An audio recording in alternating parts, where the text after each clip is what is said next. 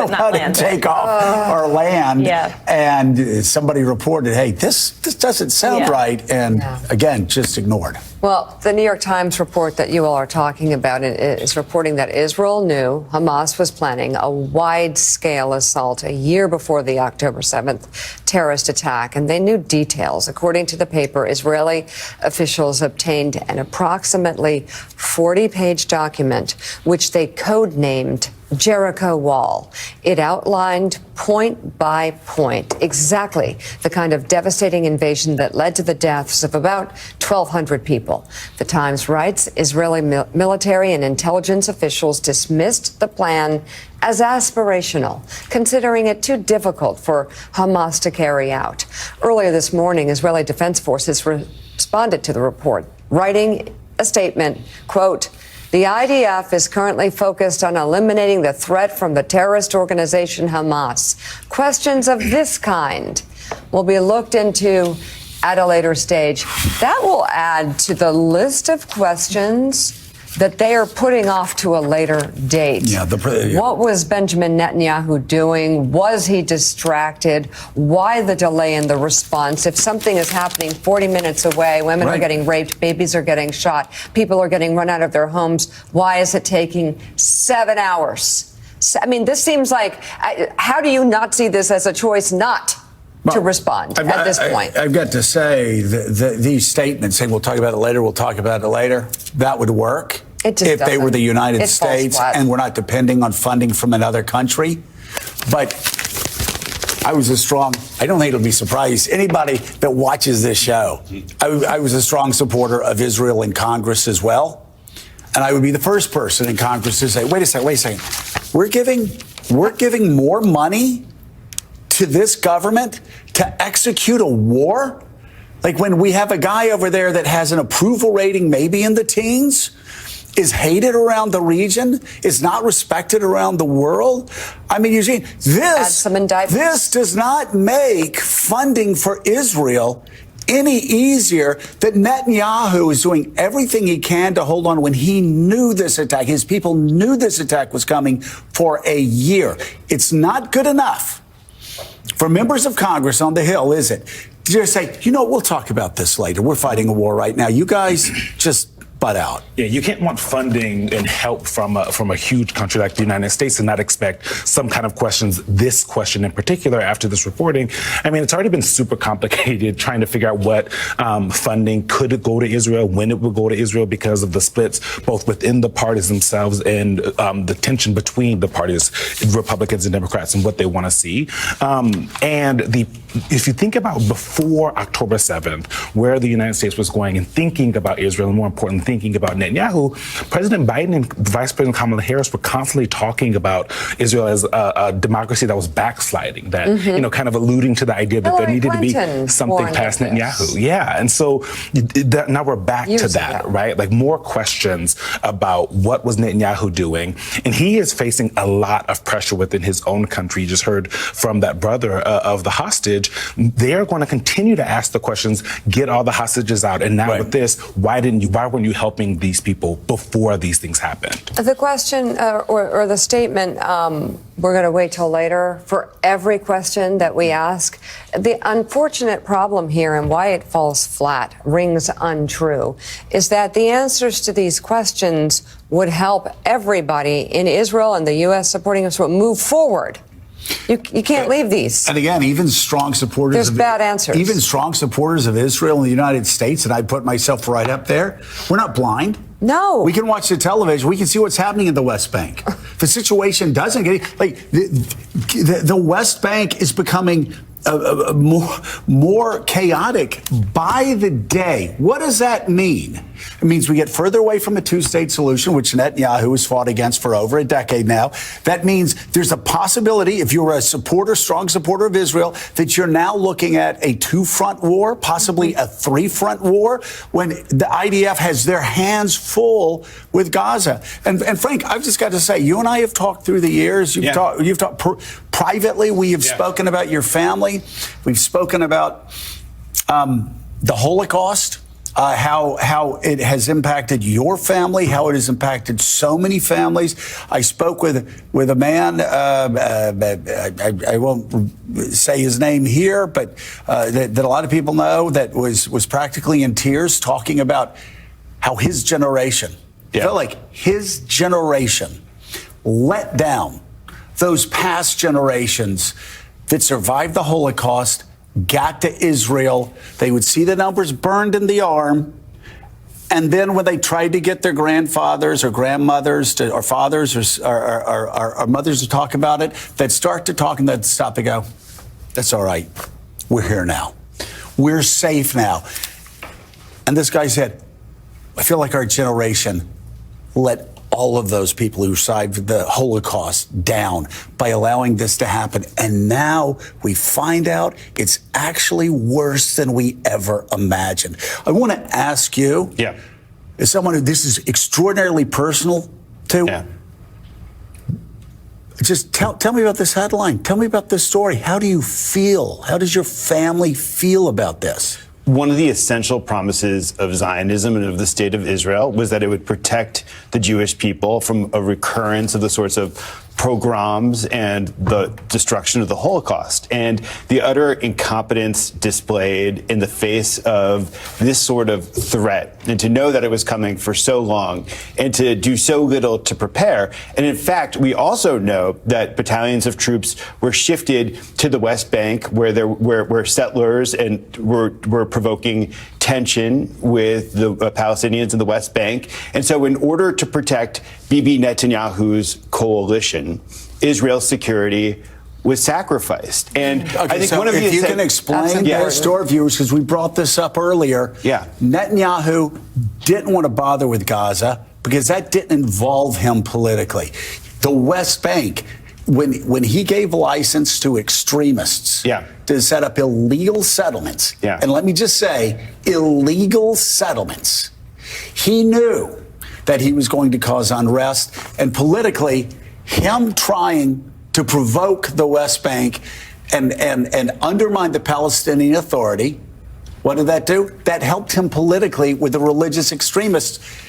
So he had a political reason, and Israelis know this, for ignoring Hamas, who said, we want to kill all Jews and we want to destroy Israel. The entire arc of Netanyahu's career is self-preservation at the expense of the national interest. That was true in the demonstrations and the controversy over the court that was leading up to the war, and it's actually true in the course of the prosecution of this war. Netanyahu, in the early days of this war, had an opportunity to form a coalition, a genuine coalition government, where he would ditch the religious zealots and the messianic settler movements that are part of his government, and form a government of the center that was much more competent.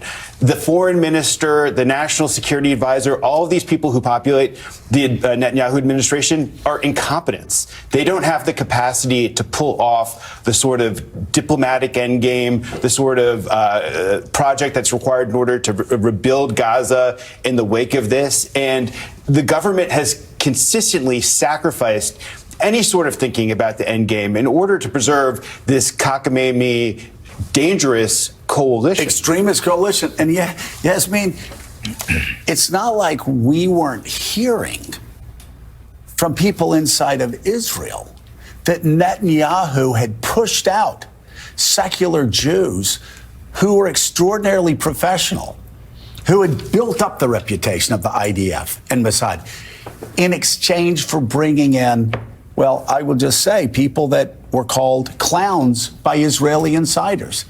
And we see the consequence of this, the consequence of focusing on the West Bank for political purposes, and the consequence for bringing in religious extremists and kicking out the professionals that had done such an extraordinary job in defending Israel for so long. Yeah, I mean, there are far-right appointees in Netanyahu's cabinet who U.S. officials have told us they view as especially problematic. Ben-Gvir is one of them. These are people who come from the settler movement, that there's basically no hope for peace as long as you have people who are encouraging and arming settlers in the West Bank who are part of the cabinet. And U.S. officials have told us that they don't feel Netanyahu can make the right decisions for his country and sort of work in tandem with the U.S. on the goals of this war as long as he's constantly looking over his shoulder at what the right-wing members of his cabinet are wanting. And so building on that, what does this story mean to the Biden administration as far as future support? I know they're going to support Israel, but are more strings attached now because of the sheer utter incompetence of Netanyahu's government? I think more strings are attached for numerous reasons. I mean, the incompetence of the government, the complete and utter security failure here to prevent this attack and then to respond once it began to unfold. And not only that, I think this week you've seen the Biden administration start to distance itself more and more from Israel and start to sort of put more conditions on U.S. support. They did not do this when Israel began launching its attack in the north. They were very careful to not publicly criticize. They sort of indicated where they were uncomfortable, but very carefully. This week, they've said, we do not support an operation in the south until Israel presents us with a plan to protect civilians, to make sure more people are displaced. An NSC official this week said, Israel could not launch the types of attacks it was launching in northern Gaza because they could not sustain that kind of humanitarian disaster. And even yesterday at the briefing, John Kirby was saying, we want to see a plan from Israel before they go into the south, sort of, if they, he was saying they hope the pause would extend a couple more days and maybe would lead to sort of more permanent cessation of hostility. So I think they have been positioning themselves to distance themselves from Israel if they start launching the types of airstrikes they were launching in the north. They just cannot sustain that. They can't support Israel. And not only that, now you have a number of Senate Democrats talking about conditioning aid to Israel. I think that Biden is trying to use all of these factors to really pressure Netanyahu to ignore the right wing of his cabinet, focus on bringing hostages home and finding a way to bring the war to an end. I want to repeat this again. And anybody who's watched the show, I know many people have been maddened by it. Now, what a strong supporter of Israel I am. Let me tell you something, though. The argument that falls on deaf ears now in America on Capitol Hill is an argument that many have made, which is Israel knows how to defend themselves better than anybody else. Well, maybe the Israelis do, but Benjamin Netanyahu, it's been one mistake, Frank, after another. He cynically played to right-wing religious extremists or extreme settlers. Distracted by indictments. Went after the Supreme Court. And in doing all of this, he did it for political purposes only. And ignored the terrorists that said, we're coming to kill Jews. The worst, and didn't respond. And let me just say, the worst slaughter of Jews since the Holocaust, and it took Netanyahu's government 7 hours to even start going down to save them. And one can't be sure now, even after all of this, that Netanyahu still isn't acting cynically to extend various parts of the conflict or to neglect various parts of the diplomacy in order to preserve himself. I think Biden is actually pretty clear-eyed in the end about Netanyahu, despite his ability to... It was an awkward bear hug. It was an awkward... That was a one-sided... I've seen one-sided bear hugs. That was a one-sided bear hug. I'm going to be talking But he's also, I think, reluctant to meddle too deeply inside the politics of another nation. Well, certainly not right after a terror attack. Certainly not right after a terror attack. Right. But now... But there are... Yes. I mean, and given Netanyahu's unpopularity, given the likelihood that everybody knows that his government is going to fall at some point, it's a question of when and what the triggering mechanism is for that. Benny Gantz, who is an opposition politician who joined the war cabinet. So there's not a coalition government, but there is a war cabinet that included some members of the opposition. I think at some point, I'm just speculating here. I mean, I think that I've heard that he's been frustrated with Netanyahu's prosecution of the war.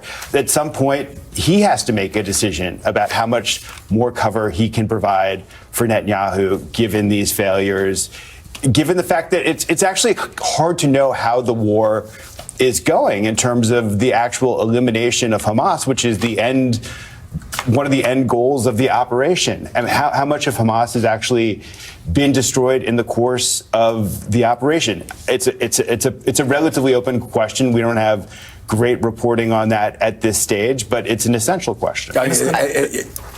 Just on that point, I mean, I think it's worth noting the Biden administration never thought this war was going to be successful in eradicating Hamas. From the very beginning, U.S. officials were privately saying they thought Israel's strategy was faulty, that they couldn't eradicate Hamas. A lot of experts were saying you should try to, eliminating them is an unrealistic goal. You should try to weaken them and bring in new leadership. But this goal of like full annihilation, elimination was always unrealistic. They never thought the ground invasion was a good idea. They did not agree with the airstrikes. I mean, now more than 13,000 Palestinians have been killed because of this. They don't think the operation in the south is going to be successful. So I just think it's worth noting there's been a lot of skepticism and distrust of this military strategy from the beginning. Well, the administration is now going to continue to pressure even more so than they have been before, probably even more publicly. What happens after this is over, whenever that is, right? What does the day after actually look like? Not just show us what you're going to do in the South, not just show us what the rest of this looks like. They have clearly been doing that, but also what are you doing after? What does it actually look like? They don't want this to be, they don't want Israel to take over Gaza. They've been very clear about that. They don't want them in there. They're not sure how saying that the Middle Eastern countries are going to take care of it. Those countries don't want to do that. And so what does that actually look like? And Vice President Harris is in the Middle East this weekend, and I assume that those conversations are going to start happening very in And this also creates more political headaches on this issue for President Biden. Right. I mean, as you were just articulating, you can be a very strong supporter of Israel, but be very critical of the Netanyahu government. But that's a slightly more nuanced and complicated position to hold. You can be a very strong supporter of Israel and also be morally outraged and say it's unacceptable that 13,000 Palestinians, largely women and children, have been killed by Israel's invasion. But what you are seeing is all of these things that are kind of hard to hold in your mind at one point are exposing fissures in the Democratic Party that President Biden has to deal with at a time when he wants his attention elsewhere. And leaders in, you said Benny Gantz, getting leaders in that actually know what the hell they're doing is not only in the Palestinians' best. And the Biden administration said from the very beginning, this is going to be extraordinarily difficult. So how do you keep supporting one of the most incompetent leaders, if not the most incompetent leader in Israeli history? And one of the interesting things that's happened in Israel, in the immediate aftermath of the attack, I started to call around to various people within the Israeli military establishment, smart strategic thinkers in Israel, to ask, how does this end? Where does this go? What's the strategy? And all of them were capable of articulating strategies, but they also said that the major obstacle to that was the Netanyahu government, because not just because of the incompetence. These were Israelis, not just because of the smartest, people who served former prime ministers, because of the incompetence of the ministers that he has appointed, but also Bibi's inability to talk about a two-state solution. Also, his inability to make the sorts of concessions in the conversations that he needs to have with the Gulf states and the other Arab states that would be capable of reconstructing Gaza and taking some sort of leadership role in the end. And so the question is really, given what's transpired so far, where does this go from here? Right. And I'm so glad Frank brought up the Gulf states and the Arab states, because the leaders there are quietly saying, we want to have relations with Israel.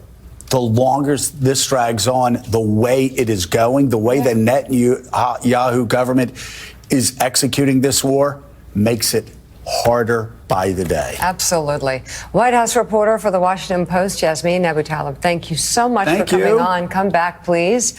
Ashley, Eugene, Frank, stay with us if you can. Coming up, we talked a lot about the major tensions on college campuses, as well as the backlash for business and other institutions for either taking stances on the Israel-Hamas war or, in some cases, not taking one, saying nothing at all. Up next, we'll get a report on how the war is causing some divisions within the Hollywood community. I'm also going to be talking about the tragic shootings in Vermont with the head of the Anti-Defamation League, Jonathan Greenblatt. Just sickening developments in those shootings of 3 Muslim students, 3 Palestinian students.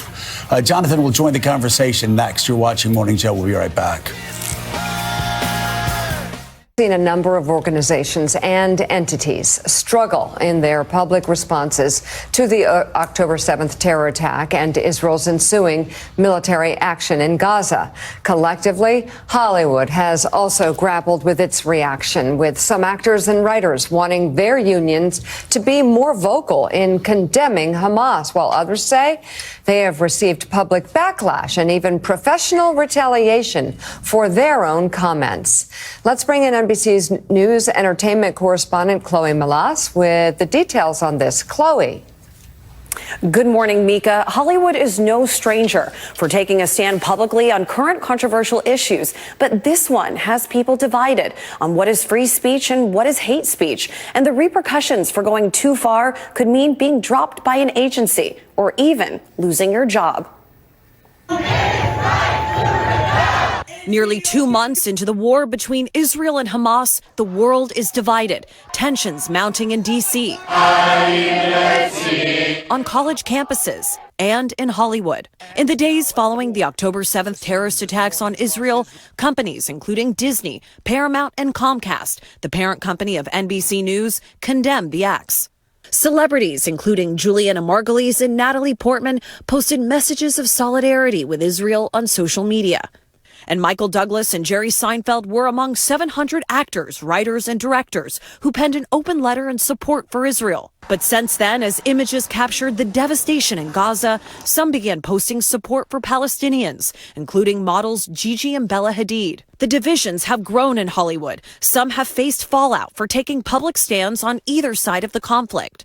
Angry comments filled Amy franchise said in a statement, "We have zero tolerance for anti-Semitism or the incitement of hate in any form." Fear of retaliation is palpable. More than 400 Hollywood workers signed an anonymous letter calling for a ceasefire using only their initials. In a statement, they explained that decision, saying this is amounting to a new era of McCarthyism. I think Hollywood is going to have a reckoning, or is in need of a reckoning. Seema Yasmin, a doctor and author who frequently appears on television, says she was dropped by her talent agency A3 after she called Israel's actions towards Palestinians genocide on social media. I was sent a very vaguely worded email that said points of view were respected, but within reason. A3 has not responded to requests for comment. Of course, there are lines to draw. There are such things as hate speech.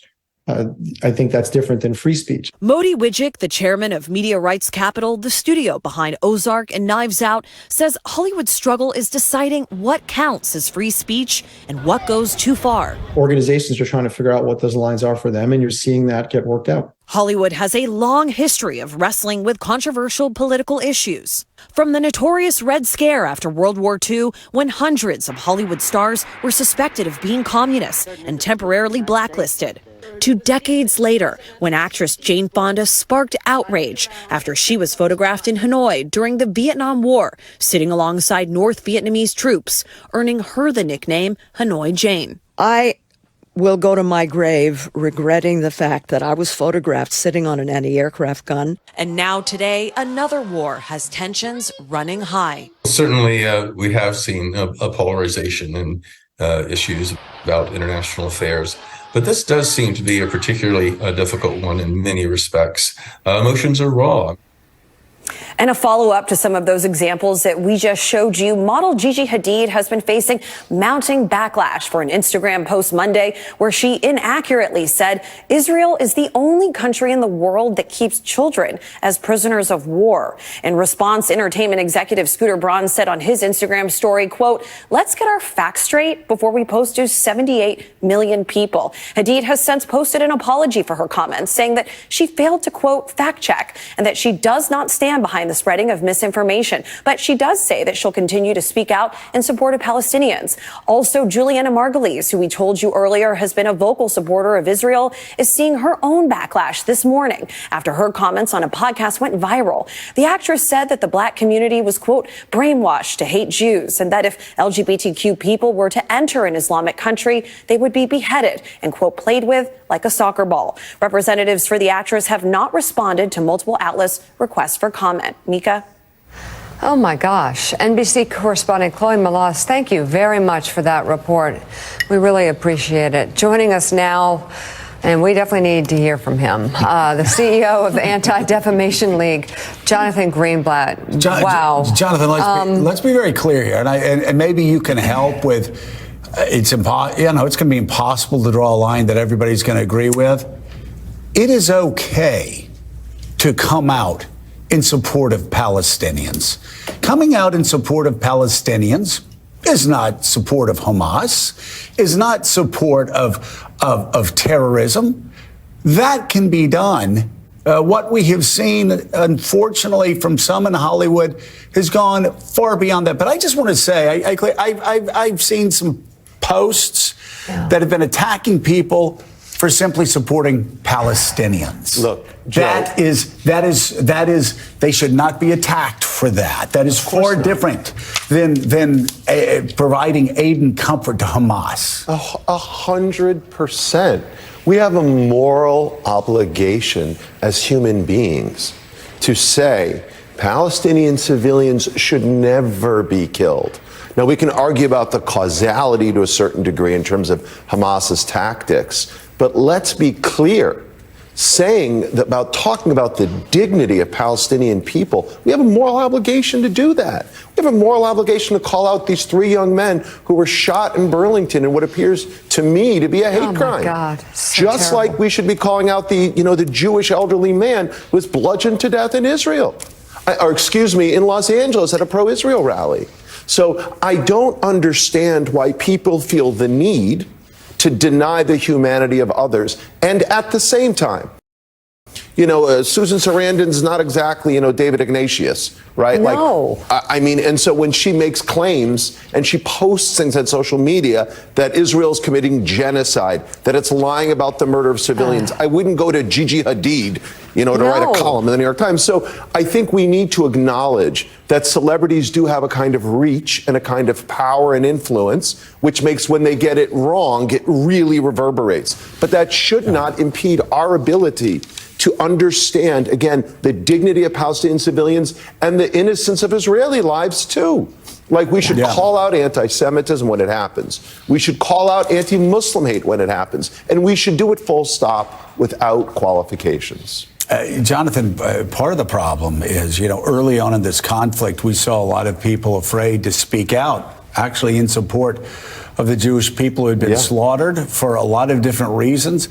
We on this show, and I know I talked to you about it a lot, we talked about presidents of universities, we talked about administrators at universities, but the longer we get into this, and the more I talk to my own children and my children's friends, I've got to say, you kind of hit the nail on the head right there. It's not college presidents who are influencing students so much as it is Instagram and TikTok.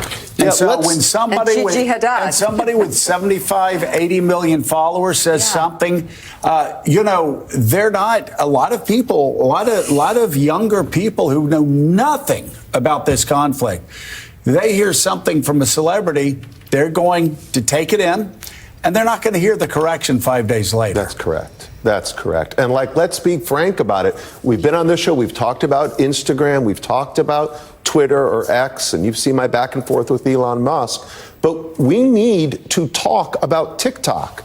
TikTok, if you will, it is the 24/7 news channel of so many of our young people, and it's like Al Jazeera on steroids, amplifying and intensifying the anti-Semitism and the anti-Zionism with no repercussions. I've got to ask, Joe, there's been a lot of lamentations about the fact that TikTok's ownership is Chinese, but you know what? Oracle owns 10% of the company. General Atlantic owns a piece of the company. Our friends at Sequoia Capital own a piece of the company. So does Sequoia and General Atlantic, does Oracle want to be responsible for spreading anti-Zionism and anti-Semitism? It's time to talk about TikTok. And I think we need members of Congress to be asking them, why are they doing it up? And let me be clear, I've met with Shou Chew, the CEO. I've talked to their leadership, but it is long past time for TikTok and its owners and its investors to step up and say, enough, we're going to take action. Yeah. Frank Ford, do you have teenage kids? I do. So you know what I'm talking about. Yeah. Like, it is amazing what our children, what their friends, what younger people are getting, the unfiltered anti-Semitic bile that they're getting every day off of TikTok. And again, I didn't understand what was going on college campuses, why it was happening. Yeah. If you don't understand what's going on in college campuses, don't look at the University of Penn, right? Look at TikTok. I mean, that's where this is. It makes me despair for the world that they're going to inhabit, just the low quality of the informational ecosystem in which they exist, where demagoguery, misinformation circulates like oxygen. And it also makes me despair for the ways in which they debate one another, that they're just incapable of expressing disagreement without resorting to hyperbole. And also the way in which everybody is forced to take sides about an issue which most people have exceedingly low knowledge, which is why you get extraordinarily ignorant on this issue. And I don't say that about a lot of issues, but on the Middle East, you know, people who have no idea what's been going on since 1948 will look at a 30-second clip. And then they'll become experts and march across the college campus. They'll take over the building based on TikTok. Jonathan mentioned the horrific shooting in Vermont of 3 college students of Palestinian descent, and we're now learning more about the suspect and hearing from the mothers of 2 of the victims. NBC News correspondent Stephanie Gosk has more. The suspect accused of shooting 3 Palestinian college students in Burlington, Vermont, has not been charged with a hate crime. But the mothers of 2 of the young men say they have no doubt why their sons were targeted. If they were not wearing the keffiyeh, right, if they were not speaking Arabic, I seriously cannot understand in any logical sense why he would pull out a gun and shoot. Elizabeth Price and Tamara Tamimi's sons, Hisham and Kenan, were shot Saturday evening, along with their friend Tassin. Kenan is out of the hospital, but rattled. He's a bit jumpy. He's frightful. He's traumatized. He is. Yeah. He absolutely is. Hisham is seriously wounded. He is paralyzed, currently paralyzed from mid-torso downwards. 48-year-old Jason Eaton pleaded not guilty to 3 charges of attempted murder. In 2019, a former girlfriend told police he had a history of mental illness, according to police records reviewed by NBC News. He was fully accountable. He had a gun. And he tried to take the lives of our sons. Elizabeth says Hisham appreciates all the support, but worries about Palestinians at home. He said that of the tens of thousands of people killed in Gaza, there were about 30 that have the name Hisham. Both mothers say their sons felt the effect of toxic rhetoric on their campuses since the war began. I think that as a Palestinian, people see them as culpable and accountable. But from their homes in the West Bank, they hoped their children were safe in the U.S. I was and am incredibly angry that I feel like there's nowhere safe for Palestinians. I literally don't know where to go with my son. And these 3 young men, I almost said Jonathan boys because they're the age of my sons. They're so heartbreaking. Burlington, Vermont. Burlington, Vermont. And, you know, Ever been to Burlington? I'm so heartbroken for them. Burlington. I'm so heartbroken for them. I'm so heartbroken for their parents. And I'm so heartbroken that this could happen in America. Anywhere. It is horrifying, Jonathan. Anyone who thinks that shooting teenagers in Burlington, Vermont is going to help Israel is nuts. Just like anyone who thinks that intimidating and terrorizing college students because they're wearing Stars of David is going to help a single Palestinian is nuts. Like, it feels like the tension is so high Mika and Joe. We need leaders to just dial it down. Stop making wild accusations.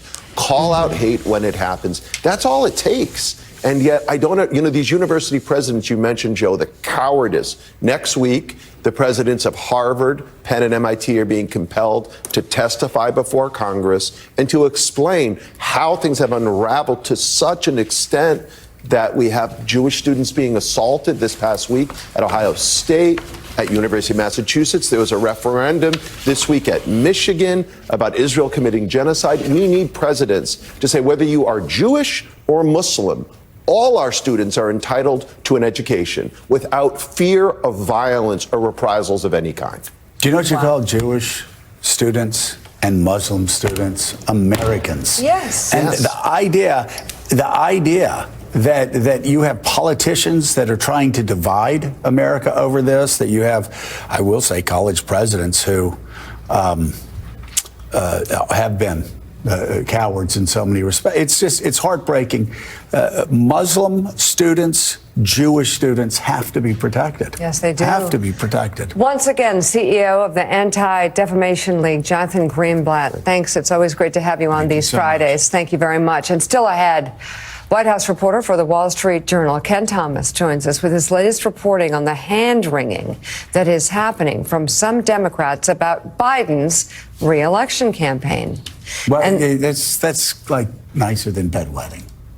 Yes. We've been hearing bedwetting.